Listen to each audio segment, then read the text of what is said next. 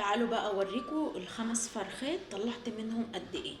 انا طبعا مكيساهم كده. هتقولي لي ايه المنظر دوت، انت ليه ما جبتيش اطباق فل ولا اطباق من التانية وكنت غلفتي الحاجات دي ورصصتي حاجتك؟ بصوا يا جماعه، انا عارفه ان انا المفروض اعمل كده، بس المفروض اعمل كده مش ليا انا، ليكوا انتوا، علشان الفيديو يبقى شكله حلو، يعني عشان شكل الفيديو يبقى حلو. فالمفروض ان انا كنت حطيته في دبي في اطباق ماشي.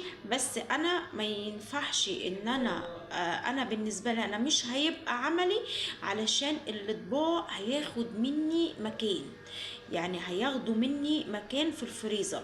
وانا مثلا عايزه اجيب طماطم، عايزه اجيب خضره محشي، عايزه اجيب اي حاجه تانية افرزها، عايزه اجيب لحمه مفرومه، عايزه اجيب لحمه صحيحه، عايزه اجيب اي حاجه افرزها، مش هيبقى لي عندي مكان في الفريزر. فانا عارفه طبعا حقكم عليا، انا عارفه المفروض مادام هصور حاجه ومادام طلعت حاجه وعملت فيديو بيها، يبقى لازم اعمل حاجه تليق بيكم وحاجه شكلها حلو. بس سامحوني في النقطه ديت، ان انا كنت بصراحه هحط الحاجات دي في اطباق وهرجع بعد الفيديو اشيل الحاجات دي من الاطباق تاني. طب معلش، ما حرام، ما الاطباق دي انا هجيبها بفلوس وبعد كده هرجع ارميها ومش هعرف استخدمها. انتوا فاهمين قصدي؟ فمعلش سامحوني في النقطه ديت. انا تبلت الحاجه كده اهوت في الكياس، وده اسهل لي وده احسن لي ان انا اعمل في اكياس عن الاطباق، عشان اعرف اجيب حاجه تانية وافرز. مش عايزه الفريزر كله يكون عباره عن شويه الفراخ اللي انا جبتهم وما اعرفش ان انا احط حاجه تاني. غير طبعا انتوا عارفين ان انا مخدعه صلصه محشي، عامله صلصه وعامله بتاع ده صلصه تغدية محشي، وعامله صلصه للطبيخ والكشري والحاجات ديت، وعامله وحاطه ورق عنب، وحاطه لوبيا، وحاطه فاصوليا بيضه، وحاطه فاصوليا خضراء، وحاطه سبانخ، وحاطه قلقاس، يعني بسم الله ما شاء الله، بسم الله ما شاء الله، حاطه حاجات كتيره في الفريزر. وهحط لسه الفراخ دي، فعايزه يبقى في مساحه ان انا، على فكره صحيح كنت اقول لكم، الكرنب طلع، الكرنب البلدي طلع. فما شاء الله، في ناس ممكن تكون شافته فتقول لي يعني انت قلتي حاجه جديده، ما احنا شفناه. وفي ناس لسه ما شافتوش زي حالتي، انا النهارده اول مره اشوفه. الكرنب البلدي احلى كرنب تفرزيه في الكرنب البلدي دوت. فانا عايزه كمان ان شاء الله، بس سعره طبعا ينزل عن كده اهوت. عايزه اجيب كرنب ونفرزه مع بعض زي ما انا كل مره، يعني كل سنه بفرز معاكم. انا كنت منزله لكم الفيديو بتاع تفريزات الكرنب، وعايزه ارجع افرزه معاكم تاني. فلسه عايزه اشتري حاجات. فانا ما اقدرش ان انا احط في اطباق وارجع اشيلها وارميها، حرام عليا. تعالوا اقول لكم الخمس فرخات عملوا لي ايه. بصوا عملوا لي، ده على قد استخدامي انا، على قد استخدامنا، يعني احنا في البيت الوجبات بتاعتنا على قد اكلة عيالي. انا هعمل الاكل على قد الاكله. يعني النهارده عملت بانيه ومكرونه، مش عايزه يتبقى بانيه كمان شويه، ان هما ما بيتعشوش بنفس الاكل. يعني مثلا انا دلوقتي عملت اكل اتغدوا بيه، ما يرضوش يتعشوا بيه. الاكل اللي اتغدوا بيه خلاص، ولا يرضوا ياكلوه تاني يوم. يعني بقى بصوا، يعني بصوا الكفته والرز واللوبيا اتبقوا عندي، عشان يرضوا ياكلوها عملت جنبهم شويه شرب، شويه ملوخيه. يعني عشان يرضوا ياكلوا اللوبيا والكفته عملت جنبها شويه ملوخيه، اللي هو اكني جددت لهم يعني. فانا عندي العيال ولا بياكلوا بالليل بقى يقولوا لنا هات لنا فطير بالسكر، هات لنا فطير بالشوكولاته، هات لنا فطير مشلتت عادي وعسل وطحينه، هات لنا بتاع ده يعني اللي هو الاكل اللي هو الخفيف. لكن ما بيرضوش يتعشوا من نفس الاكل اللي اتغدوا منه. ماشي. ارجع اقول لكم بصراحه، بصراحه انا واحده برضو، انا من الناس كده. يعني مثلا ما اعرفش بالليل اكل نفس الاكل، ممكن اكل فطيره كده اهوت مع كوبايه شاي بلبن، ممكن اكل قرصه مع كوبايه شاي بلبن، هما زي كده اهوت نفس النظام. فحرام. فانا بعمل على قد الوجبه. انا مش بعمل وجبات للشهر، انا ما مش بعمل للشهر. زي ما انا قلت لكم انا بعمل اليوم. يعني انا دلوقتي كسرت معايا 500 جنيه، 600 جنيه، بنزل اجيب حاجتي. كسرت معايا 200 جنيه، انزل اجيب بيهم ملوخيه وباميه وافرزهم. كسرت معايا 100 جنيه، 20 جنيه، يعني لدرجه ان انا لو يعني مثلا انا معايا 20 جنيه، اجيب خضره محشي، اجيب خضره المحشي اقطعها واغسلها واخليها زي الفل، احطها على حته قماشه ولا فوطه تنشف واقوم مكيسه. انا كدهوت اي جنيه بكسره معايا بقوم عامله ايه، اقوم مفرزه منه. انتوا فهمتوا قصدي؟ يعني انا مش بعمل حاجات الشهر، يعني دول 5 فرخات، مش معنى كده ال5 فرخات دول هيكفوني طول الشهر، ومش معنى كده ان هما مش هيكفوني طول الشهر، فانا مش هاكل كل يوم فراخ. بس دي وجهة نظري مش اكتر ولا اقل. فقصدي ان انا بعمل الحاجة افرزها، وكل ما تبدا تخلص نصها ابدا، بدل ما اجيب 5 فرخات تاني لا اجيب فرختين، اكمل باللي عندي، اجيب 2 كيلو بانيه. انتوا فهمتوا قصدي ماشيه ازاي؟ انا ده نظام حياتي ان انا ماشيه بيه. الملوخيه مثلا حسيت ان هي قربت تخلص، بدل ما اروح بقى كنت جايبه 7 كيلو ب100 جنيه، بدل ما اروح اجيب 7 كيلو تاني وطفحوني الدم في غسلهم وتنظيفهم، لا انا اروح اجيب 2 كيلو واكمل عليهم. انتوا فاهمين قصدي؟ كده هو يفضل طول عمرك بيتك مليان بالاكل وبالشرب وبالخير، وامين يا رب، ودايما دايما على طول. تعالوا نخش على طول على الفيديو واقول لكم انا عملت ايه. تعالوا بقى اقول لكم انا عملت ايه دلوقتي بالفراخ. دول ال5 فراخ. دول الفخده بتاعه الفرخه. حطيت هنا هو 5 فخدات، وحطيت هنا 5 فخدات، ادي كده هوت ايه 10 ادي كده هوت كيسين ماشي. وادي الدبابيس، ادي هنا حطيت 5، وهنا حطيت برضو 5، ادي كده 10 دبابيس، ادي كيسين ماشي. ادي اهم على جنب ماشي. ادي كده هوت الوراك.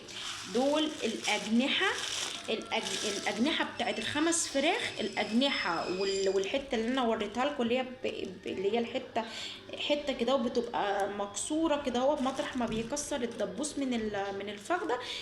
فدي حتت فخده مع اجنحه، ما تقفلش الباب وتفتحه تاني، مع اجنحه مع زوار. تعملي بيهم ايه؟ ابقى اعمل بيهم صينيه بطاطس، هيبقى طعمهم حلو جدا ماشي. اهو ده كيس، استنوا في كيس تاني اهو، ده برضو نفس النظام، اجنحه مع زور مع حته من الفخذ. بصي الكيس ما شاء الله قد ايه ماشي. ادي ايه؟ ادي الكيس، ادي كيسين ماشي. دول شاورما. الشاورما قلت لكم البانيه بيبقى فيه حتت مقطعه منه، بدل ما اهدر من البانيه وانا باجي اتبله واجي اعمله بالبيض في الشهر، قصيتهم بالمقص ورحت مقصره البانيه، يعني بدل ما حته البانيه تبقى قد كده مثلا، قد كده، لا انا عملته قد كده، انا عملتها مثلا قد كده، قصرتها وخدت الحته الفرق دي قطعتها شاورما. كنت هحطه كله في كيس واحد، يعني كنت هعمل دول كيس واحد بس حسيتهم كتير.